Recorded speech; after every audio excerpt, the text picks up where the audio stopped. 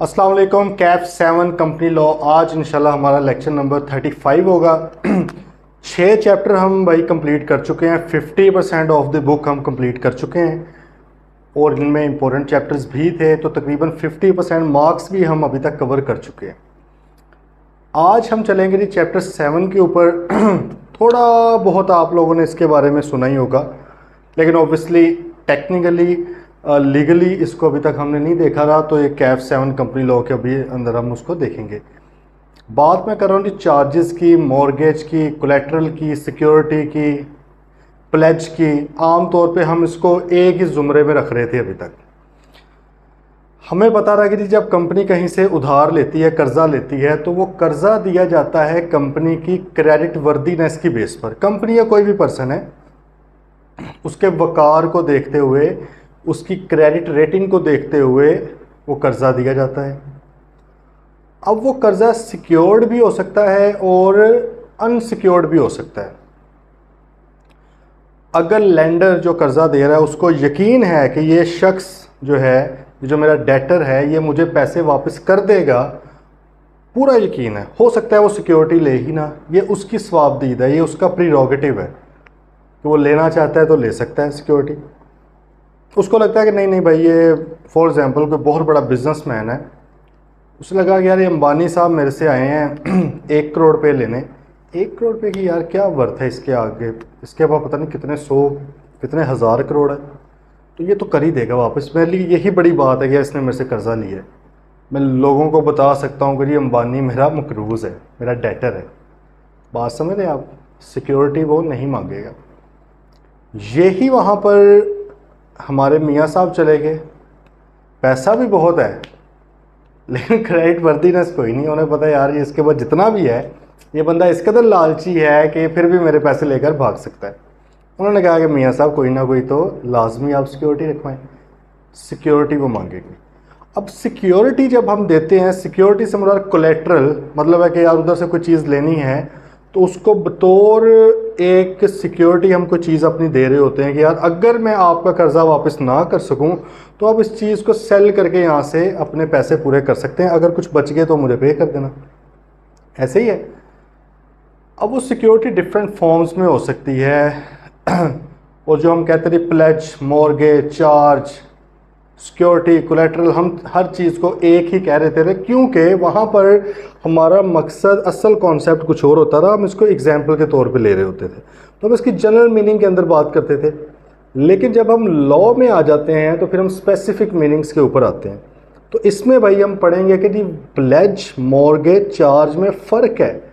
Different तरह की ये चीज़ें होती हैं, थोड़ा थोड़ा फ़र्क है। मकसद इनका एक हो सकता है इन द लॉन्ग रन या इन अ ब्रॉडर व्यू देखा जाए तो मकसद एक ही है, कर्जा ले रहे हैं भाई, कर्जे के अगेंस्ट कोई ना कोई चीज़ जमा करवा रहे हैं, लेकिन जमा करवाने के तरीक़ाकार थोड़े से मुख्तलिफ हैं।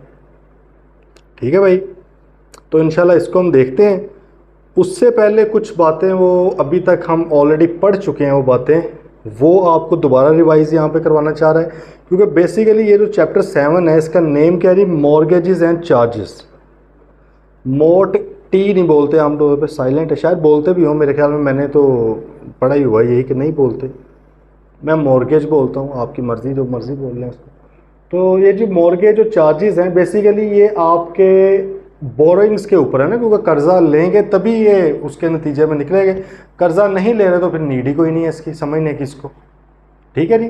तो ऑब्वियसली कंपनीज कर्जा लेती हैं, और क्योंकि हम कंपनी लॉ पढ़ रहे हैं तो हम यहाँ पर पार्टनरशिप्स के कर्जा लेने को नहीं पढ़ रहे, हम यहाँ पर सोल प्रोप्राइटरशिप्स के कर्जे लेने को नहीं पढ़ रहे, हम यहाँ पे कंपनीज के कर्जे लेने को पढ़ रहे हैं। तो भाई कंपनीज के एंगल से फिर जो जो रेलेवेंट बात जहाँ जहाँ पे किसी और दूसरे कवानीन में भी लिखी हुई है वो पकड़ के कंपनी लॉ वाले ने अपने भी इधर डाल दिए कि भाईजान थोड़ा सा मैं इधर भी मेंशन कर लूँ, क्योंकि कंपनी के हर एंगल को देखना काम है कंपनीज एक्ट 2017 का। बात समझ रहे हैं? चलें दी फिर बिस्मिल्लाह करते हैं इसको। आज बस छोटा सा ही लेक्चर होगा, इसके इंट्रोडक्शन के ऊपर बात करेंगे, क्योंकि ये समझ आना ज़रूरी है। ये समझ आएगा तो इंशाल्लाह आगे भी आसानी पैदा हो रहेगी। सबसे पहले ये बोरोइंग पावर्स को बताना चाह रहा है कि बोरोइंग पावर्स क्या हैं। अच्छा, ये तो हमें पता ही है ना, ये तो हमने बचपन में ही सुना था कि अगर कंपनी ने फंड्स इकट्ठे करने हैं, इसको हम कह सकते हैं रेजिंग कैपिटल। कैपिटल रेज करना है, इकट्ठा करना है पैसा ठीक है, तो भाई इसके दो ही तरीके हैं दुनिया में, अभी तक कोई तीसरा तरीका नहीं आया। एक को हम क्या बोलते थे, याद है, इक्विटी। ये तो मेरे पुराने बाशिंदे हैं, इनको उस वक्त भी I2B में भी इस एंगल से पढ़ाने का मकसद ये था कि आगे जाकर इनको हेल्प हो जाए कहीं पे, तो वो अभी होने लगी है हेल्प इंशाल्लाह, या आप लोगों को सारे पता है। तो या तो भाई इक्विटी मतलब अपना पैसा हो सकता है, या दूसरे नंबर पे क्या हो सकता है जी, डेट, लेंडिंग भी जिसको बोला जाता है, इसको लाइबिलिटीज भी बोला जाता है, क्रेडिट भी बोला जाता है, तो बेसिकली कर्जा। दो ही तरीके हैं, तीसरा कोई तरीका नहीं है पैसा इकट्ठा करने का। तो कंपनी के पास भी ये दो ही तरीके हैं भाई। कैपिटल इक्विटी जो है इसके ऊपर हम थोड़ा बहुत पढ़ चुके हैं, अभी डिविडेंड वगैरह आगे आ जाएंगे, थोड़ा सा उधर दोबारा इनडायरेक्टली डिस्कस हो जाएगा, लेकिन हमें पता है कि जी मतलब शेयर्स इशू करके जो पैसा आया था वो हमारा हो गया, अपना पैसा है कंपनी का, कैपिटल है। रिटेन्ड अर्निंग्स का हमें कॉन्सेप्ट पता है, जो अनडिस्ट्रीब्यूटेड प्रॉफिट्स बच जाते हैं, they are called retained earnings. Retained earnings are also part of equity. एक दो चीज़ें और भी हैं, ठीक है। डेट के अंदर हमें पता है वो वाला पैसा जो हमने वापस करना होता है। हमारा ये जो चैप्टर है वो डेट के ऊपर लगेगा। अपने पैसे के ऊपर कौन सी सिक्योरिटी भाई दें, मतलब ये तो अगर कोई बंदा मुझे मेरा पैसा दे रहा है और कह रहा है ये आपका ही पैसा है, कंपनी का ही पैसा है, तो जब मैंने कभी वापस ही नहीं करना ये वाला पैसा, तो मैं उसकी सिक्योरिटी तो नहीं दूंगा। इसका मतलब इक्विटी के ऊपर जो है ये जो चार्जेस वगैरह हैं, चार्जेस, मॉर्गेज, सिक्योरिटी वगैरह, प्लेज, ये एप्लीकेबल नहीं होते भाई। इक्विटी अपना पैसा है, इधर जाके एप्लीकेबल होंगे सारे, ठीक है। तो बेसिकली आपको बताने लगा जी कि बोरिंग्स के ऊपर होना है, किस तरह से होना है। चलें जी, पहली लाइन है कि बोरिंग पावर्स, वो कह रहे हैं borrowing powers to be part of memorandum. याद करें, पढ़ा हुआ है हमने पहले, ये बात पढ़ें पहले फिर बताना है। The memorandum and articles of a company is deemed to include. Deemed to include से मुराद है कि चाहे स्पेसिफिकली वहां पे लिखा हो या ना लिखा हो, ये इंप्लाइड है। The power to enter into any arrangement for obtaining loans, advances, financing और credit and to issue other securities not based on interest. मतलब इंटरेस्ट के अलावा वाली सिक्योरिटीज भी इशू कर सकती है company for raising resources from a scheduled bank, financial institution और जनरल पब्लिक। बात समझे? वो कह रहे हैं कि चाहे आपने मेमोरेंडम और आर्टिकल्स में ये बात लिखी है चाहे नहीं लिखी, आप किसी भी बैंक से कर्जा ले सकते हो, किसी भी इंस्टीट्यूशन से कर्जा ले सकते हो, आप उधार दे भी सकते हो, ले भी सकते हो, किसी भी तरह के एडवांस लोन्स वगैरह ले दे सकते हो। हाँ, जो है ना interest based securities, debentures interest based हैं, वो इम्प्लाइड नहीं है, वो स्पेसिफिकली मेंशन्ड होना चाहिए कि आप ये वाला करेंगे, इम्प्लाइड नहीं है। अदरवाइज बाकी हर तरह की बोरिंग पावर एक्सरसाइज आप कर सकते हैं। ये भाई हमने पढ़ा हुआ है, कहाँ पे पढ़ा हुआ है बताओ ज़रा जाके, मुझे बताएं जी, कहाँ पे ये बात हमने पढ़ी हुई है? चैप्टर 2 में, आई बिलीव चैप्टर 2 में पढ़ी हुई है इम्प्लाइड। ये देखें चैप्टर 2 में आप पहुंच जाए मेमोरेंडम में, जहाँ पे वो अंडरटेकिंग की बात कर रहा है, उसके बाद उसने क्या लिखा, borrowing powers to be part of memorandum. Exact यही वाली लाइन उसने जो पैराग्राफ है उधर लिखा हो, सेम टू सेम वही लिखा हो। तो पहले हमने इसके ऊपर बात की हुई है वहाँ पे, मेरा नहीं ख्याल अभी दोबारा करने की ज़रूरत है, ठीक है। दूसरी बात है कि रिस्ट्रिक्शन ऑन बोरिंग पावर्स, वो कह रही है पब्लिक कंपनी, ये भी हमने पढ़ी हुई है, पिछले चैप्टर में पढ़ी, कमिटमेंट ऑफ बिजनेस में। पहले ज़रा पिछले चैप्टर पे चलते हैं, मैंने आपको कहा कि कुछ बातें ना आपको रिवाइज करवा रहा है। पिछले चैप्टर में चलें, कमिटमेंट ऑफ बिजनेस में। कमिटमेंट ऑफ बिजनेस जी वो क्या कहता है? वो कहता है कि company shall not start its operations और exercise any borrowing powers unless ये काम किए हों। मतलब है कि तब तक आप बोरिंग पावर्स एक्सरसाइज नहीं कर सकते जब तक ये चीज़ें ना हुई हो। कमिटमेंट बिजनेस वाली तीनों कंडीशंस, ना तो ऑपरेशन स्टार्ट कर सकते हो, ना ही किससे बोरिंग्स ले सकते हो, अगर जब तक ये आप पब्लिक कंपनी हो और ये जो सारी कंडीशंस 3 ये और 2 नीचे 5 ना पूरी की गई। ऐसे ही है भाई, ये अभी रिसेंट क्वेश्चन में आपको मैंने पूछा था क्वेश्चन, ये जो रिसेंट टेस्ट हुआ था, ठीक है। तो अब ज़रा आ जाएं इधर, देखें उसने पुरानी बातें करके आपसे स्टार्ट करवाया। उसने कहा आपने पढ़ लिया है, a public company shall not exercise, private company कर सकती है, private company does not need a commitment of business certificate, हमें पता है। But a public company shall not exercise any borrowing powers, चाहे वो इम्प्लाइड हो, shall not exercise any borrowing powers unless its documents have been accepted and registered by the registrar for commencement of business. The act does not prescribe any maximum amount that a company may borrow, however articles may prescribe such limit. वो कहते हैं कानून नहीं बताता कि कोई company 1 crore तक कर्जा ले सकती है या 10 करोड़ तक ले सकती है, 50 करोड़ 50 अरब, एक्ट नहीं बताता। हाँ कहता है अगर आप चाहें तो आर्टिकल्स में लिख सकते हैं। वो की ज़रूरत है लिखन दी भाई, की ज़रूरत लिखन दी। हाँ अगर जो शेयर होल्डर्स हैं वो बड़े ज़्यादा विजिलेंट हैं, शेयर होल्डर्स को लगता है कि यार अगर उनको खुली छूट दे दी इन्होंने तो अन्नेवाह कर्जे लेते रहना है, वो फिर शायद कहें कि दी आर्टिकल्स के अंदर भाई ये बात डालो, लिमिट लगाओ, वरना कानून जो है वो लिमिट की बात नहीं कर रहा। लेकिन हमने एक बात पढ़ी हुई है कि आर्टिकल्स में be stricter than the act, पढ़ा हुआ है ना, तो भाई कानून तो आसानी दे रहा है, आर्टिकल्स बना लो, सख्त बनाने हैं तो कोई मसला नहीं है आगे। हाँ लेकिन अगर एक्ट के अंदर लिमिट बताई होती और आप हटा देते, लिमिट है ही नहीं, वो ज्यादती थे, वो नहीं कर सकते। स्ट्रिक्टर तो कर सकते हैं, लिमिट को बढ़ा तो सकते हैं, कम नहीं कर सकते, लेकिन यहाँ पर क्योंकि लिमिट है ही नहीं कोई मसला नहीं, डालनी है तो भाई डाल लें वरना ना सी। और आइए गल समझिए, नहीं आगे चलें। Power to pledge, mortgage, charge, 3 चीज़ें हैं भाई, 3 क्या हैं अगले पेज के ऊपर लिखी हुई पढ़ेंगे। प्लेज करना, मॉर्गेज करना या चार्ज रखना कंपनीज के एसेट का।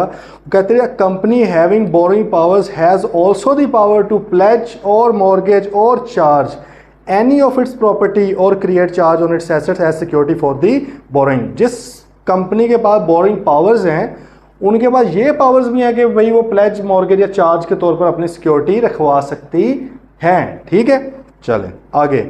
Manner of exercising boring powers, boring powers को किस तरह एक्सरसाइज किया जाएगा। द आर्टिकल्स में प्रोवाइड, आर्टिकल्स के अंदर लिखा होगा the manner in which a company can exercise, मतलब है कि लिखा जा सकता है कि भाई हम बोर्ड मीटिंग के थ्रू कर्जा उठाया करेंगे या हम शेयर होल्डर्स की जनरल मीटिंग बुलाया करेंगे, मतलब उसमें कोई मैनर लिखा हो सकता है। ठीक है जैसे उसने कहा कि इन जनरल मीटिंग्स और power vested to the board of directors किस तरह करना है। Where borrowing powers are vested to the board, आगे उन्होंने बता दिया है, कानून कह रहा है अगर बोर्ड को आपने पावर्स दी हुई हैं, द आर्टिकल्स में fix the limit of the boring, तो आर्टिकल्स में आप बोरिंग की लिमिट भी लगा सकते हैं, ऑप्शन है, लगानी है तो लगाएं, नहीं लगानी तो ना लगाएं। The directors may also delegate such powers to a committee और to an officer of the company law, उन्होंने कहा कि भी डायरेक्टर साहब आगे भी दे सकते हैं। ठीक है तो इसको अगर हम थोड़ा सा यहाँ पर बना लें तो वो कहते हैं कि ये जो बिला वजह बनाने लगा है ना वैसे तो सिंपल सी बात, लेकिन कुछ को होता है ना कि जब ये प्रोसेस आ जाए तो बेहतर है कोई ना कोई चीज़ बना दी जाए, तो बना लेते हैं। उसने कहा कि अगर बोरिंग पावर्स हैं, बोरिंग पावर्स एक्सरसाइज, तो भाई 2 तरीकों से एक्सरसाइज हो सकती है। Bye general meeting, general meeting हमें पता है ना, जनरल मीटिंग जब भी हमने वर्ड यूज़ करना है इसका मतलब शेयर होल्डर्स के अप्रूवल के साथ। हाँ वो अप्रूवल ऑर्डिनरी है, स्पेशल ये बात अलग है, अगर स्पेशल होगा तो स्पेसिफिकली बताया करेगा स्पेशल रेजोल्यूशन पास करके, नहीं बता रहा तो हमने समझना ऑर्डिनरी है, मेजोरिटी, सिंपल मेजोरिटी 50% की बात हो रही है। ठीक है या क्या होगा जी, by BOD, board of directors भी कर सकते हैं। अच्छा उसने कहा जी कि बीओडी जो है वो खुद भी कर सकते हैं या ये चाहे तो मे डेलीगेट, ये अपनी वाली अथॉरिटी डेलीगेट भी कर सकते हैं, या तो किसी सब कमेटी को, हमने पढ़ा था चैप्टर 3 के अंदर कि बोर्ड की मीटिंग्स भी होती हैं, बोर्ड की कमेटीज भी बन सकती हैं। लिस्टेड कंपनीज के अंदर ये लाजमी है, दोबारा सुन लें, लिस्टेड कंपनीज के अंदर code of corporate governance regulation 2017 हैं, वो ये कहती हैं कि कुछ सर्टेन कमेटीज़ हैं वो आपने लाजमी बनानी है। मिसाल के तौर पे ऑडिट कमेटी लाजमी होनी चाहिए लिस्टेड कंपनी के अंदर, उसमें डायरेक्टर का 1-2 डायरेक्टर, चाहे एक बंदे की हो चाहे 2 बंदों की हो, उसमें खैर कंपोजिशन भी बताई हुई है कि उसमें इंडिपेंडेंट होने चाहिए, डिपेंडेंट या एग्जेक्टिव होने चाहिए, वो भी बताया, लेकिन वो हमारे सिलेबस का पार्ट नहीं है, just for the purpose of understanding मैं आपको बता रहा हूँ। जैसे ऑडिट कमेटी मस्ट है, फिर रिस्क कमेटी, रिस्क असेसमेंट की कमेटी लाजमी है लिस्टेड कंपनी में, फिर एचआर एंड रेम्यूनरेशन कमेटी लाजमी है। इस तरह और भी आप अगर चाहें तो कमेटियां बना सकते हैं। उन कमेटीज़ के अंदर बैठता कौन है, यही डायरेक्टर। मतलब है कि वो कहते हैं यार बजाय इसके कि हर बात ही 15 डायरेक्टर फैसला करें, 16 डायरेक्टर, 10 डायरेक्टर फैसला करें, यार ये 2 डायरेक्टर्स को दे दो, इससे रेलिवेंट बात सिर्फ इनके पास जाया करेगी। ठीक है, और वो वाली अगर कमेटी अप्रूव कर देती है उस चीज़ को, तो ऐसे ही समझा जाएगा कि पूरे बीओडी ने किया है, क्योंकि बीओडी ने ही तो डेलीगेट किया है। डेलीगेशन से मुराद क्या होता है कि भाई हम आपकी फुल रिस्पॉन्सिबिलिटी लेंगे आपके काम की, आपको हम अथॉरिटी दे रहे हैं इस चीज़ की। तो भाई या तो कमेटी को दे रहे हैं या ऑफिसर को, में है, चाहे तो ना भी दें, खुद भी कर लें। ठीक है, लिमिट्स इनकी जो है वो आर्टिकल्स में लगा सकते हैं अगर आपने लगानी हो। हाँ जी, अब नेक्स्ट बात आएगी ultra vires borrowing. Ultra vires से मुराद होता है जी इन नॉन कंप्लायंस, इसको लिख लो। अल्ट्रा वायरस से मुराद क्या है? Beyond limit, beyond boundary, in non compliance, in violation, मतलब है कि लिमिट एक लगाई हुई थी आप उससे ऊपर निकल गए। वो कह रहा है कि किन बोरोइंग्स को अल्ट्रा वायरस समझा जाएगा? If a company borrows money without और in excess of the powers conferred on it by memorandum, मतलब है कि भाई वो कह रहा है अगर तो एक कंपनी कर्जा ले रही है वो ऑथराइज्ड ही नहीं थी बोरो करने के, या जो आर्टिकल्स या मेमोरेंडम के अंदर आपने उसको अथॉरिटी दी हुई थी उससे एक्सीड करती है, the borrowings is ultra vires the company, any borrowing which is ultra vires the company but beyond the limit prescribed bye articles for the board, the borrowing is ultra vires the directors. हाँ, वो कह रहे हैं कि भाई अगर तो memorandum के अंदर कोई लिमिट थी, कंपनी ने उसको क्रॉस किया है तो कंपनी ने अल्ट्रा वायरस हरकत की है, और अगर आर्टिकल्स के अंदर बोर्ड के लिए कोई लिमिट लगाई हुई थी, हमने कहा ना कि बोर्ड को आप लिमिट दे सकते पावर दे सकते हैं, बोरिंग पावर्स एक्सरसाइज करने की अथॉरिटी दे सकते हैं, लेकिन आप एक लिमिट भी लगा सकते हैं। तो कहता है कि अगर डायरेक्टर साहिबान वो लिमिट क्रॉस करते हैं ना तो फिर समझा रहेगा कि डायरेक्टर्स ने अल्ट्रा वायरस किया है, तो जिसने भी किया है उसके ऊपर पेनल्टियां लग जाएंगी, सिंपल बात है। ठीक है, अब आगे बात है फॉर्म्स ऑफ बोरिंग। भाई एक तो तरीका कार था जनरल पब्लिक, वो किधर गया, मिट गया, मतलब वो इक्विटी वाला सही है, तो और दूसरा था बोरिंग्स वाला। अब बोरिंग्स के वो कहता है कुछ तरीकाकार मैं आपको बताने चाह रहा हूँ, आप लोगों को पहले ही पता है। देखें, अगर आपने जनरल पब्लिक से पैसा इकट्ठा करना हो तो या तो शेयर्स इशू कर दें, आईपीओ कर दें, इनिशियल पब्लिक ऑफरिंग, या फिर क्या कर सकते हैं, जनरल पब्लिक से अगर इकट्ठा करना हो तो डिबेंचर्स इशू कर सकते हैं भाई। ठीक है, अच्छा, डिबेंचर्स जो होते हैं मोस्टली सिर्फ लिस्टेड कंपनी ही कर सकती है, अगर आप जनरल पब्लिक को कर सकते हैं। देखो, जनरल पब्लिक वर्ड जब भी आ रहेगा तो वो सिर्फ और सिर्फ लिस्टेड कंपनी कर सकती है, चाहे वो डिबेंचर्स हो, चाहे वो क्या हो, शेयर्स हो। आपको पता है डिबेंचर्स भी सिक्योरिटीज़ ही हैं, उनको डेट सिक्योरिटीज़ बोला जाता है, शेयर्स भी सिक्योरिटीज़ हैं, उनको इक्विटी सिक्योरिटीज़ बोला जाता है। तो भाई जनरल पब्लिक के साथ छेड़खानी सिर्फ और सिर्फ लिस्टेड कंपनी कर सकती है। लेकिन लेकिन लेकिन जिस तरह शेयर्स भी प्राइवेट प्लेसमेंट वाले भी हो सकते हैं, राइट इशू वाले भी हो सकते हैं, तो भाईजान डिबेंचर्स भी प्राइवेट प्लेसमेंट वाले हो सकते हैं, मतलब कि आप थोड़े से लोगों को भी कर सकते हैं, वो तो फिर कोई भी कंपनी कर सकती है ना। ठीक है, लेकिन प्रैक्टिकली पाकिस्तान के अंदर भी बहुत ही रेयर होते हैं डिबेंचर्स इशू, अगर होते भी हैं तो वो सिर्फ लिस्टेड कंपनीज करती हैं। ठीक है जी, चलें। उसने कहा भाई एक तरीका कार है बोरिंग बाय इशूइंग डिबेंचर्स का, effectively any security issued by a company to raise capital other than a share is debenture. वो कहते हैं इफेक्टिवली समझ आ रहा है कि भाई आम अगर इसको समराइज किया जाए तो भाई शेयर्स के अलावा कोई और तरीका कार जिसमें जनरल पब्लिक से आप कैपिटल इकट्ठा करते हो वो डिबेंचर ही होता है। अब पब्लिक कंपनी में इशू डिबेंचर्स टू पब्लिक और में issue debentures to any person privately. Debentures में बी सिक्योर्ड और अनसिक्योर्ड, ये इसी का तो सारा रोला है इस चैप्टर के अंदर कि सिक्योर्ड और अनसिक्योर्ड क्या है। थोड़ा सा तुम्हें पता है ना, थोड़ा सा तो हमने पढ़ा हुआ है ना भाई बचपन में कि सिक्योर्ड से मुराद क्या है कि कोई ना कोई एसेट हमने कंपनी ने रखवाया हुआ है। ठीक है, और अनसिक्योर्ड से मुराद है कि नहीं भी लोगों ने वैसे हमारे ऊपर ट्रस्ट करके हमें कर्जा दे दिया। सही है। दूसरी चीज़ borrowing from credit institutions. Credit institution से मुराद उधार देने वाले इदारे, पब्लिक इदारा थोड़ी है उधार देने वाला, पब्लिक ने तो भाई काइंड ऑफ इन्वेस्ट किया है जिसके ऊपर वो इंटरेस्ट आपसे लेंगे। और डिबेंचर्स भी आपको पता है कि फिक्स्ड इंटरेस्ट रेट होता है आम तौर पे। ठीक है, और ये आम तौर पे कन्वर्टेबल इनटू शेयर्स भी होते हैं कि भाई कुछ साल बाद आपके पास ऑप्शन अगर आपको मुनासिब लगता है तो आप शेयर्स में कन्वर्ट करवा लें। ठीक है, आप पहले हमारे लेंडर थे अब हमारे ओनर बन जाएं। दूसरा तरीका है क्रेडिट इंस्टीट्यूशंस, मतलब बैंक्स हो गए, बैंक से आप कर्जा ले सकते हो। NBFC पहले भी जिक्र हो चुका है इनका, नॉन बैंकिंग फाइनेंस कंपनी। इसका मकसद प्योरली बैंक वाला तो नहीं होता, लेकिन ये भी आपको उधार पे मिसाल के तौर पे लीज पे इंस्ट्रूमेंट से इक्विपमेंट लैंड वगैरह दे देते हैं। ठीक है, या कुछ रियल एस्टेट इन्वेस्टमेंट ट्रस्ट भी हैं, कुछ एसेट मैनेजमेंट कंपनीज भी हैं, ये सारी डिफरेंट तरह की NBFCs हैं। ये आप पढ़ेंगे इंशाल्लाह जब आप थोड़े और बड़े हो जाएंगे ना तो CFAP में जाके पढ़ेंगे, NBFCs के ऊपर तसल्ली के साथ है। ठीक है, बड़ा मज़ेदार टॉपिक है और प्रैक्टिस में तो और ज़्यादा मज़ेदार है। अभी आजकल हम भी एक वर्किंग कर रहे हैं क्लाइंट पे NBFC के, बहुत ही टेक्निकल चीज़ है। और बहुत से इदारे इन्वॉल्व हो जाते हैं, बड़ा मज़ा आता है इसका। वैसे मतलब कि प्रैक्टिस का वैसे मज़ा ये है कि आप रंग बिरंगे क्लाइंट आ रहे होते हैं, डिफरेंट चीज़ें आ रही होती हैं, अप टू डेट भी बंदा रहता है। चैलेंजिंग है बड़ी चीज़, मतलब जॉब में ये होता है ना कि आपने डेली एक ही चीज़ करनी है, और मुश्किल है तो फिर भी वो ज़ाहिर है रोज़ एक ही करनी है, आसान हो जाती है। आसान है तो फिर वैसे ही वो काइंड ऑफ बोरिंग भी हो जाती है। प्रैक्टिस में ये होता है कि मेरा नहीं ख्याल, शायद ही कभी जिनके 30-30 साल भी एक्सपीरियंस हो गए हैं वो भी हर क्लाइंट को सुकून से कर लेते होंगे। नहीं, चैलेंज होता है, चैलेंज का तो मज़ा है ज़िंदगी में, ठीक है। तो the credit institutions include the commercial banks, commercial bank से हमारा जो देते हैं कर्जे शर्जे हैं। इन्वेस्टमेंट बैंक्स जो सिर्फ इन्वेस्टमेंट के लिए कर्जे देते हैं। नॉन बैंकिंग फाइनेंस कंपनीज, मुदारबा, मुदारबा कौन होता है? वो कहते हैं यार तुम लोग पैसा लाओ, हम सर्विस देते हैं, ठीक है, वो मुदारबा।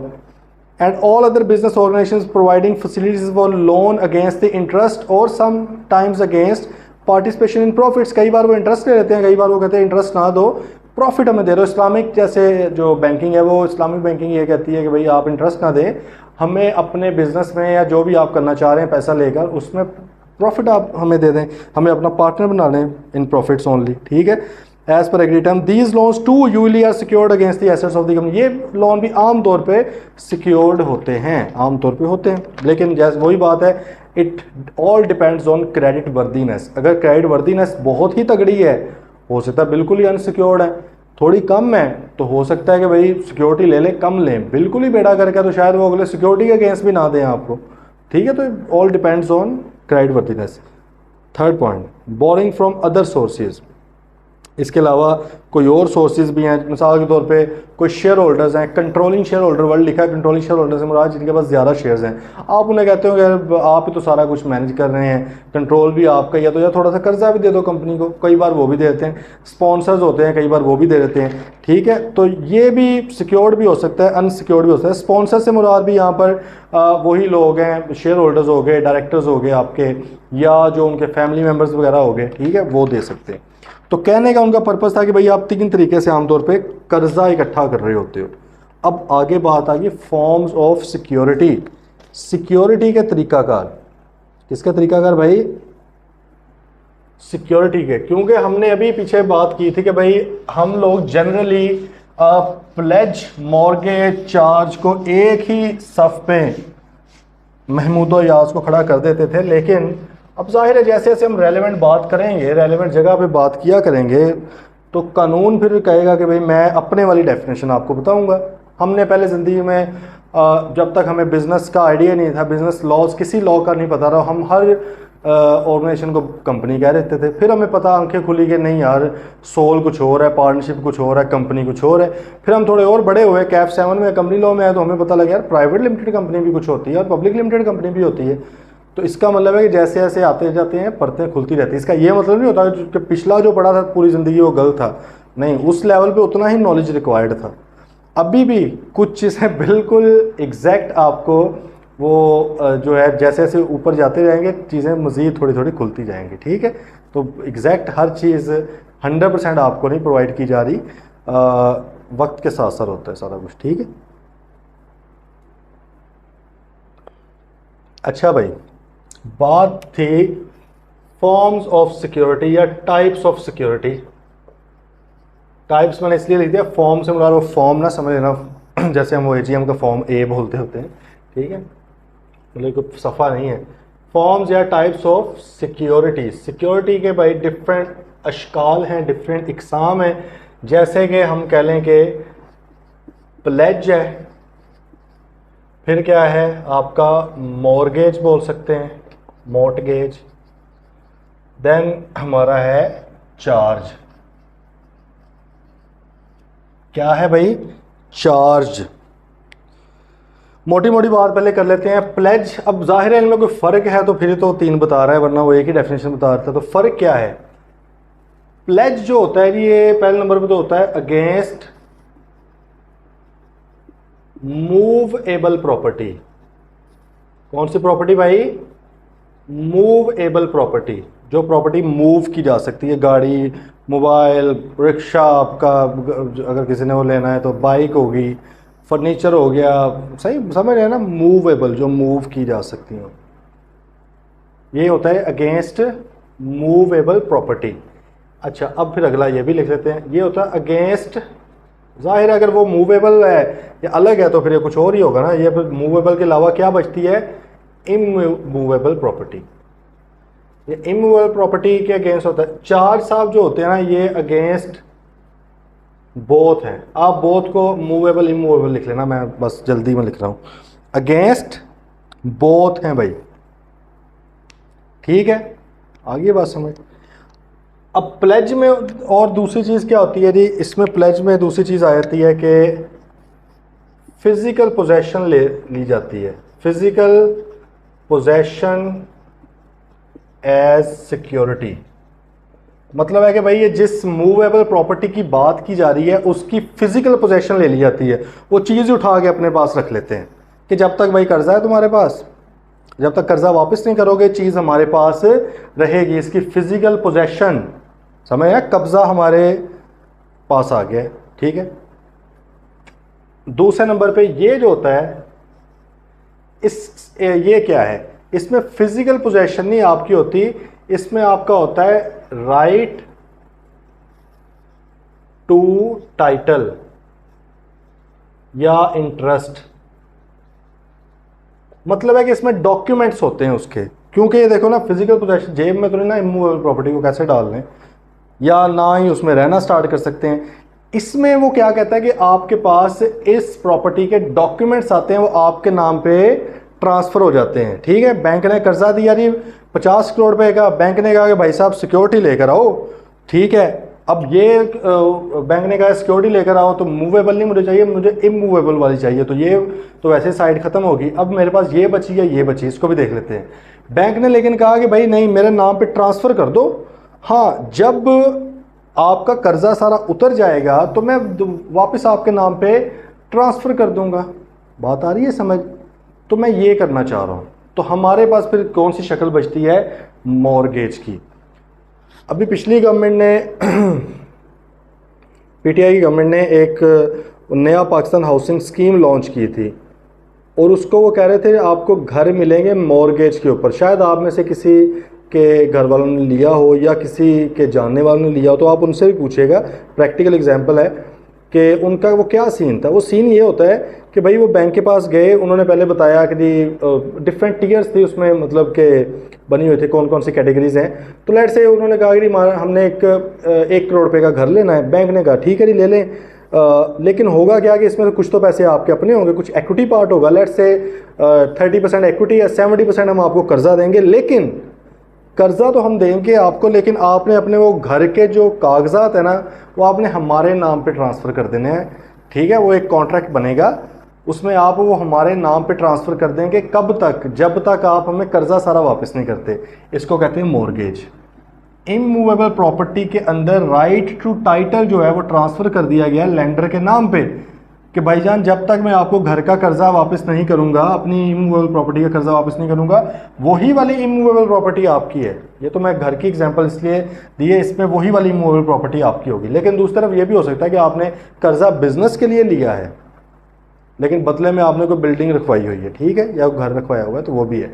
तो भाई आप इमूवेबल प्रॉपर्टी का टाइटल ट्रांसफ़र कर देते हो उस शख्स के नाम पे या उस लेंडर के नाम पे, उस इदारे के नाम पे, कि जब तक आप कर्जा उसका वापस नहीं करते वो उसका मालिक रहेगा। जब कर्जा वापस हो जाएगा वो बंदा दोबारा आपके नाम पे टाइटल ट्रांसफ़र कर देगा। ओके है जी, मॉर्गेज। अब आपके माइंड पे, बल्कि ये पहले पढ़ लें फिर ये बात करते हैं। अच्छा, तीसरा आपका क्या आ गया है? आपका आ गया जी चार्ज, ठीक है, तीसरा आ गया चार्ज। अच्छा, इसमें हमने कहा जी फिजिकल पोजेशन मिल जाती है मूवेबल प्रॉपर्टी की। इधर हमने कहा जी ट्रांसफ़र, टाइटल ट्रांसफ़र आपके नाम पे होता है इमूवेबल प्रॉपर्टी का। अब हम यहाँ पे कह रहे हैं कि इसमें मूवेबल प्रॉपर्टी के बारे में भी बात हो सकती है, इमूवेबल के बारे में भी। तो यार दो बातें तो ऑलरेडी डिस्कस कर ली हैं। अगर मतलब है कि मैं कहूँ कि यार मूवेबल प्रॉपर्टी उसको पोजेशन में लेना है, तो भाई उसको फिर चार्ज तो नहीं कह सकते, वो तो ये है प्लेज है। अगर मैं कहूँ कि जी इमूवेबल प्रॉपर्टी जो है उसको मैंने उसका जो है टाइटल वो ट्रांसफ़र करवाना अपने नाम पे, तो उसको चार्ज तो नहीं कह सकते, वो तो ऑलरेडी एक चीज़ एग्जिस्ट कर रही है। तो फिर ये न्यू चीज़ क्या है जो दोनों के ऊपर एप्लीकेबल है? तो भाई ये दोनों के ऊपर मूवेबल प्रॉपर्टी हो या इमूवेबल प्रॉपर्टी हो, अगर कॉन्ट्रैक्ट इस तरह का है कि आप उसमें कहते हैं कि भाई मैं अभी पोजेशन में भी नहीं ले रहा, अभी मेरे नाम पे भी ट्रांसफ़र ना करो, लेकिन मुझे आप राइट टू पोजेशन दे दो, right to possession in case of default. अगर आप डिफॉल्ट करेंगे फिर मैं इसको अपने कब्जे में ले सकता हूं। कॉन्ट्रैक्ट में ये लिख दो, अभी ना मेरे नाम पे ट्रांसफर करो, नहीं नहीं अभी आप रखो, अभी ना मुझे फिजिकल पोजेशन दो, अभी आप रखो। क्योंकि अगर फिजिकल पोजेशन अभी दे रहे हैं मूवेबल प्रॉपर्टी की तो वो तो बन गया प्लेज, अगर ट्रांसफर कर दें राइट इमूवेबल प्रॉपर्टी का वो तो बन गया मॉर्गेज। हम यहाँ पे कह रहे हैं कि भाई ना तो राइट ट्रांसफर करो अभी मेरे नाम पे इमूवेबल का या मूवेबल का, या ना ही मुझे फिजिकल पोजेशन दो मूवेबल की या इमूवेबल की। मुझे सिंपल आपने क्या करना है, लिखकर एक चीज़ दे रहे हैं कि अगर आप फेल हो गए डिफॉल्ट करके कर्जा वापस करने में फिर आप मुझे फिजिकल पोजेशन जरूर देंगे, मेरा पूरा हक बनता है फिर मैं ये चीज़ आपकी उठाकर ले जाऊं। बिल्डिंग है तो अपने कब्जे में ले लूं, स्टॉक है तो मेरा हो गया, डेटर्स हैं ये अभी हम पढ़ेंगे, रिसीवेबल्स के ऊपर भी चार्ज क्रिएट कर दिया जाता है कि यार ये वाले रिसीवेबल आपके हैं, ये आपके नाम पे आ जाएंगे अगर हमने आपको कर्जा वापस ना किया। ठीक है, बात आई समझिए नहीं, पल्ले पई है गल, फ़र्क समझ गए हैं। फ़र्क समझना तीनों का बड़ा ज़रूरी है कि भाई सिक्योरिटी जो है वो तीन फॉर्म्स में, तीन अशकाल में, तीन इकसाम में हो सकती है, प्लेज, मॉर्गेज, चार्ज। प्लेज से मुराद क्या है, अभी चले तो ज़रा डेफिनेशंस पे आ जाते हैं, देखें। वो कहते हैं प्लेज, कॉन्ट्रैक्ट एक्ट 1872 प्लेज की डेफिनेशन बता रहा है आपको। देखो उसने यहाँ पे रेलिवेंट लॉ भी बता दिया है कि यार ये जो मैं प्लेज की डेफिनेशन बताने लगा हूँ ये कहाँ से मैंने उठाई है, कॉन्ट्रैक्ट एक्ट 1872। मतलब है कि देखें इज्जत दे रहा है कंपनीज एक्ट 2017 दूसरे कानून को भी। ओके, कहते लड़ाई नहीं है हमारी उससे, उसमें डिटेल में लिखी हुई है वो उठाते हैं। Contract act 1872 defines pledge as a bailment of goods. Bailment से मुराद क्या होता है, चीज उठाकर अगले बंदे को दे देना, अगला बंदा उसका ओनर नहीं बन चुका, ओनर नहीं बना, फिजिकल पोजेशन उसको मिली है। कैप 4 में हल्के सा एक थोड़ा सा उसने झलक दिखाई थी आपको बेलमेंट की, फाइंडर ऑफ लॉस्ट गुड्स में, याद है उसमें हमने कहा था कि ये भाईजान जो है ना जिनको गुड्स मिल गई हैं गुमशुदा, वो उनका एज अ बेली ट्रीट किया जाएगा। उनको बेली से मुराद गया है उन्होंने संभाल के रखनी है वो चीज़ें, फिजिकल पोजेशन उनके पास आई है, मालिक नहीं अभी बने वो। तो यही वो कह रहे हैं, bailment of goods as a security for the repayment of a debt और परफॉर्मेंस ऑफ अ प्रॉमिस। ठीक है जी, कोई काम आपने प्रॉमिस किया हुआ करने का, उसके अगेंस्ट सिक्योरिटी रखवा दी है, या कोई आपने डेट वापस करना है उसके अगेंस्ट सिक्योरिटी रखवाई हुई है, तो this is called a pledge. The pledge relates to movable assets, movable property whose physical possession is with the lenders as a security. वो लैंडर के पास है। और आगे गल समझे, यही लिखा हुआ है। चलें दूसरे पे आ रहे हैं, मॉर्गेज क्या है। अब उसने कह रही कॉन्ट्रैक्ट एक्ट से हटके, देखें इतना पढ़ना पड़ता है जब आपने कानून बनाने होते हैं। अब वो चला गया जी the transfer of property act 1882, 1882 का ये भी कानून, हमारी दादाओं परदादाओं की पैदाइश से पहले का। The transfer of property act 1882 defines mortgage कि क्या कहता है, as the transfer of an interest in specific immovable property. Immovable property के अंदर इंटरेस्ट से मुराद हक है, राइट है, ठीक है, मतलब हक की बात कर रहा है। इंटरेस्ट से मुराद क्या होता है, उस बंदे का हक होना उस चीज़ के अंदर। ठीक है, तो मेरा जो इंटरेस्ट है उसको ट्रांसफर किया जा रहा है for the purpose of securing the payment of money advance और to be advance by way of loan. चाहे वो दे दिए गए हुए पैसे, मतलब पास्ट में अगर पैसे दिए गए उसकी भी बाद में सिक्योरिटी दी जा सकती है, उसको भी मॉर्गेज कंसीडर किया जा सकता है। और अगर फ्यूचर में लोन होना है, आमतौर पे ऑब्वियसली लोन होने से पहले सिक्योरिटी लिखवाई जाती है ना, ठीक है, मतलब उसके साथ पैरेलल चल रही होती है। एन एग्जिस्टिंग और फ्यूचर डेट और the performance of an engagement which may give rise to pecuniary liability. Pecuniary का मुराद क्या, मनी लाइबिलिटी। मतलब है कि वो कह रहा है कि यार मॉर्गेज से मुराद है एक शख्स ने कोई कर्जा लेने के लिए चाहे लिया हुआ था या फ्यूचर में लेना, उसके अगेंस्ट कोई अपने इमूवेबल प्रॉपर्टी के अंदर जो इंटरेस्ट है उसको ट्रांसफर कर रहा है किसी के नाम पे, टाइटल ट्रांसफर कर दिया है, या कोई प्रॉमिस है, कोई परफॉर्मेंस है, कोई परफॉर्म करनी है चीज़। ठीक है, फॉर एग्जांपल हम ये कह सकते हैं कि हमने किसी के साथ एक कॉन्ट्रैक्ट किया कि भाई आपने हमें 2 एयरक्राफ्ट बनाकर देने हैं। ठीक है, अब ये इतना बड़ा ऑर्डर है और हमारा बहुत कुछ डिपेंड कर रहा है इसके ऊपर, हमने उससे एज अ सिक्योरिटी भी मांग ली कोई चीज़।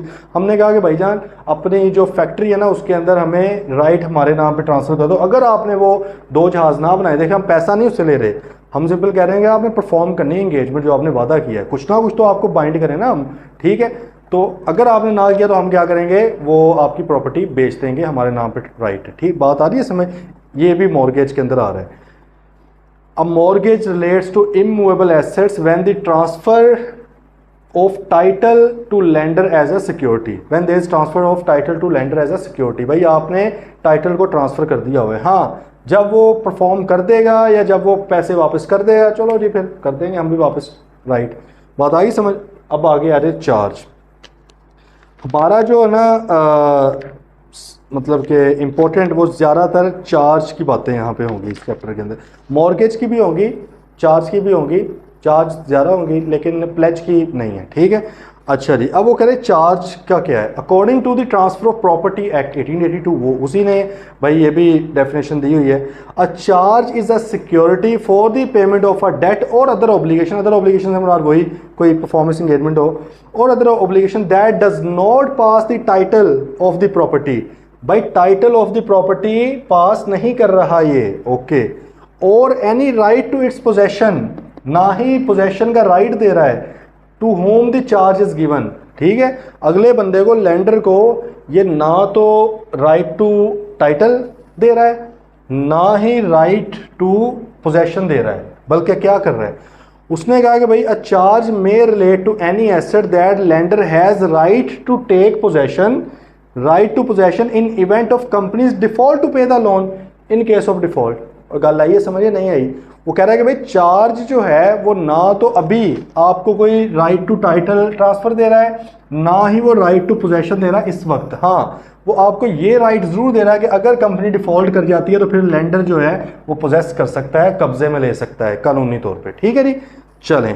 अब वो भाई कह रहा है कि दो तरह की इसकी चार्ज की एग्जांपल्स आगे आती, टाइप्स आती हैं दो तरह की। एक हम बोलते हैं फिक्स्ड चार्ज, क्या बोलते हैं, फिक्स्ड चार्ज, और एक हमारा होता है फ्लोटिंग चार्ज। क्या बोलते हैं जी, फ्लोटिंग चार्ज। अच्छा जी, अब फिक्स्ड चार्ज क्या है? फिक्स्ड चार्ज से मुराद है कि अगर कोई सर्टन प्रॉपर्टी हो, सर्टन से मुराद है कि आइडेंटिफाइड प्रॉपर्टी है, उसके ऊपर चार्ज क्रिएट किया गया है कि भाई अगर आपने कर्जा ना लिया तो मैं फलां वाली जो बिल्डिंग है ना आपकी वो ले लूंगा। सही है, मतलब इसका आप समझ गए होंगे कि अगर हो सर्टेन आइडेंटिफाइड प्रॉपर्टी, चाहे मूवेबल चाहे इमूवेबल। फिक्स चार्ज के अंदर क्या होता है भाई कि अगर आपने मुझे कर्जा वापस ना दिया तो कॉन्ट्रैक्ट के अंदर लिखवाया जाता है मैं आपकी फैक्ट्री नंबर लेट से 442 मेन बुलेवार्ड लाहौर व्हाटएवर, वो वाली फैक्ट्री को मैं अपनी पोजेशन में ले लूंगा। स्पेसिफाई कर दिया है, certain identified property fix charge है। तो फिर फ्लोटिंग क्या हो गया, इसका उल्टा हो गया। ले लूंगा भाई आपसे, लेकिन फ्रॉम क्लास ऑफ एसेट्स। क्या जी, क्लास ऑफ एसेट्स। देखें इसका मतलब, या पहले डेफिनेशन पढ़े फिर समझ आएगी। फिक्स चार्ज की बात करें, the charge which is created on identified assets like specific land, building, specific plant and machinery वगैरह वगैरह। अगर आप उसका मेक मॉडल वगैरह सारा कुछ लिख देंगे, यार ये वाला एसेट मैंने उठा लेना है आपसे, राइट टू पोजेशन है मेरे पास, अगर आपने कर्जा वापस ना दिया, that is called a fix charge. Floating charge क्या है? The charge is created over class of assets which changes over time, वो चेंज होते रहते हैं, लाइक डेटर, स्टॉक एटसेट्रा, और the entire undertaking of the company.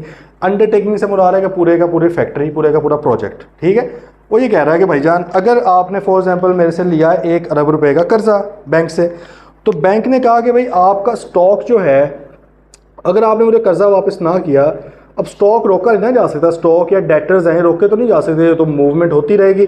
हाँ, plant machinery वगैरह इसको तो फिक्स किया जा सकता है, यार ये फलां चीज़ मुझे मैं आइडेंटिफाई कर रहा हूँ।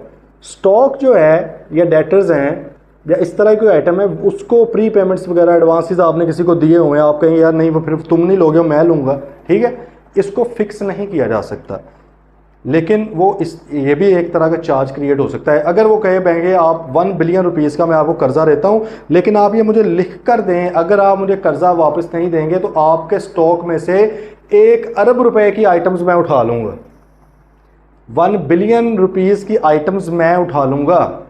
अगर आप मुझे कर्जा वापस नहीं करेंगे तो आपके डेटर्स में से 1 बिलियन रुपीज़ के डेटर जो कोई भी हों, मैंने क्लास आइडेंटिफाई कर दिया कि डेटर्स में से उठाऊंगा, कोई भी हो, कोई भी पार्टीज हों, उनमें से फ्लां जो है वो मेरे नाम पे फिर आ जाएंगे। ये आप लिख दें इधर। बात आ गई है भाई समझ? इसको कहते हैं फ्लोटिंग। अब इसका कंपनी को क्या फ़ायदा होता है? कंपनी को फ़ायदा ये होता है कि उसकी उस एसेट के हवाले से मूवमेंट रुकती नहीं है, मतलब स्टॉक बिकता रहेगा आता। लेकिन इसमें एक होती है, एक चीज़ होती है, बैंक ये इंश्योर करेगा कि भाईजान किसी भी टाइम पे आपके उस स्पेसिफिक क्लास के एसेट्स 1 बिलियन से कम नहीं होने चाहिए।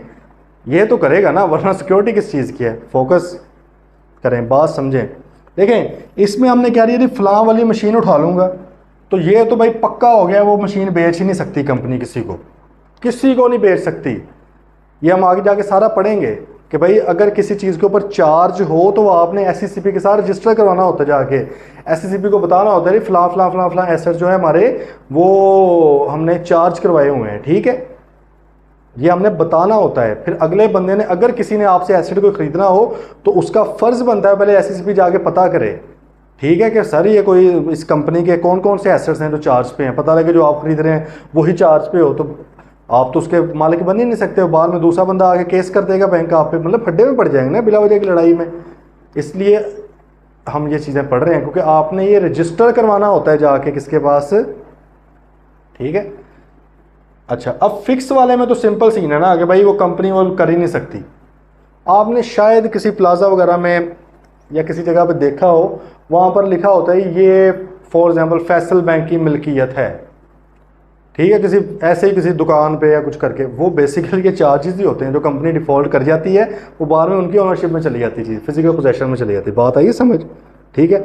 अच्छा, मसला होता है यहाँ पर फ्लोटिंग में, क्योंकि फ्लोटिंग में फिर क्या है कि भाई आपने उस क्लास ऑफ एसेट्स में से उतनी अमाउंट के वो उठा सकते हैं। इसका मतलब है कि कंपनी है वो मूवमेंट तो जारी रखेगी, स्टॉक आता रहेगा जाता रहेगा, लेकिन ये इसमें लिखा नहीं हुआ यहाँ पे, लेकिन आप लिख लें, लेंडर विल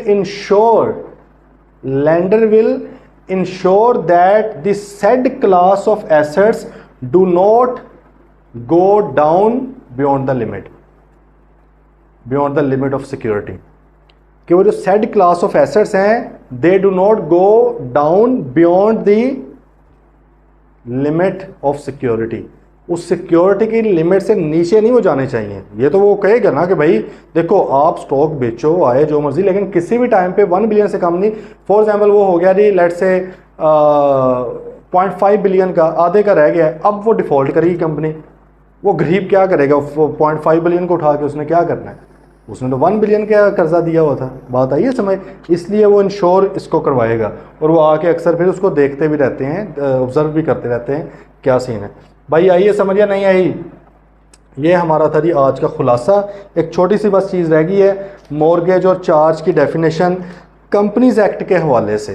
कंपनीज एक्ट ने अपनी एक डेफिनेशन निकाली है कॉन्ट्रैक्ट एक्ट को, और ये जो बल्कि मॉर्गेज और चार्ज दोनों की डेफिनेशन तो बताई प्रॉपर्टी एक्ट के अंदर हुई है। ट्रांसफ़र ऑफ प्रॉपर्टी एक्ट 1882 को पढ़ा है कंपनीज एक्ट वालों ने, और उन्होंने अपने हवाले से रेलेवेंट सी डेफिनेशन एक निकाल ली। वो क्या डेफिनेशन है?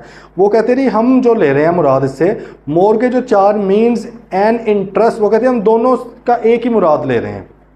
वैसे ऑब्वियसली अलग अलग है ना ये चीज़ें, बिल्कुल अलग है, हमने डिस्कस कर लिया है। लेकिन कंपनीज एक्ट कहता है यार मैं for the sake of discussion in the companies act 2017 मैं इनका मुराद एक ही ले रहा हूँ। क्या?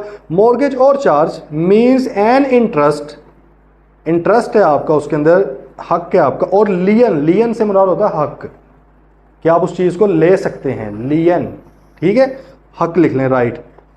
एन इंटरेस्ट और लियन क्रिएटेड ऑन द प्रॉपर्टी और एसेट्स ऑफ अ कंपनी और एनी ऑफ इट्स अंडरटेकिंग और बोथ एज सिक्योरिटी। वो कहते हैं मॉर्गेज और चार्ज से मुराद मैं ये ले रहा हूँ कि भाई कंपनी के किसी एसेट या प्रॉपर्टी के ऊपर या दोनों के ऊपर या इसकी किसी अंडरटेकिंग या किसी प्रोजेक्ट के ऊपर कोई हक क्रिएट कर दिया गया है, कोई इंटरेस्ट क्रिएट कर दिया गया किसी और पार्टी का। देखो इधर भी इंटरेस्ट तो है ना, इधर तो मतलब अगर हम पुरानी डेफिनेशन के मुताबिक भी देखें ट्रांसफ़र ऑफ प्रॉपर्टी एक्ट 1882 के मुताबिक, तो उसके अंदर भी क्या है कि आपके पास राइट टू टाइटल आ गया। इसमें भी है ना हमारे पास हक है, लियन है, ये लियन का हक है कि हम अपने कब्जे में ले सकते हैं चीज़ को, ऐसे ही है। तो उसने कहा भाई मैं इससे मुराद, दोनों से मुराद एक ही चीज़ ले रहा हूँ। क्या? जब भी कंपनी के एसेट्स पे, कंपनी की प्रॉपर्टी पे या कंपनी की अंडरटेकिंग पे, अंडरटेकिंग से मुराद कंपनी का कोई प्रोजेक्ट, कोई फैक्ट्री वगैरह, ठीक है, उसके ऊपर किसी और का इंटरेस्ट बन जाए लीगली, या उसका राइट टू लियन बन जाए, उसका लियन का हक बन जाए, तो मैं ये समझता हूं कि मॉर्गेज या चार्ज क्रिएट हो गया। ओके जी, आज तक के लिए भाई इतना ही था। किसी भी तरह का कोई भी क्वेश्चन है तो पूछ लेना है, कोई भी कंफ्यूजन नहीं होनी चाहिए प्लीज़। बड़ी इस पे हिम्मत लगती है, मेहनत लगती है समझाने में आप लोगों को, स्पेशली ऑनलाइन में अकेले बोलना बड़ा मुश्किल है भाई, ठीक है। लेकिन कोशिश इसीलिए की जा रही है कि आप लोगों को थोड़ा सा अलर्ट भी रखा जाए, बोर भी आप ना हो और आपको चीज़ें समझ भी आएँ। तो थोड़ी सी एफर्ट भाई आप लोगों की तरफ से भी होनी चाहिए। ना तो टेस्ट मिस किया करें प्लीज़, और प्रैक्टिस भी एक्स्ट्रा किया करें, खुद से कोई सवाल किया करें यार, ठीक है। कॉन्सेप्ट्स आपके क्रिस्टल क्लियर होने चाहिए। ये जो लोग कहते हैं ना जी ये सिर्फ रट्टा है, कंपनी लॉ वगैरह, ऐसा नहीं है। आप देख लें कि हमने अल्हम्दुलिल्लाह 6 चैप्टर तो एंड कर ही लिए हैं, और पूरी कोशिश की है कि आपको लॉजिक बताया जाए चीज़ों का पीछे क्या है। अब वो तो इन दी एंड आपकी नेचर है हर स्टूडेंट की, अगर उसने स्टिल वो कंफर्टेबल है क्रैमिंग के साथ तो उसका अपना उसकी मर्ज़ी है, ठीक है। लेकिन मैं तो नहीं रेकमेंड करता। मुझे तो ये समझ आती है कि यार अगर आप इसको लॉजिकली चीज़ों को लेकर चलें आपको फिर भी ये याद रह सकती हैं। तो आपकी बस अब है कि थोड़ी सी टेस्ट वगैरह दिया करें लाजमी और एफर्ट करें। मिलते हैं नहीं फिर इंशाल्लाह कल। टिल देन टेक केयर, अल्लाह हाफ़िज़।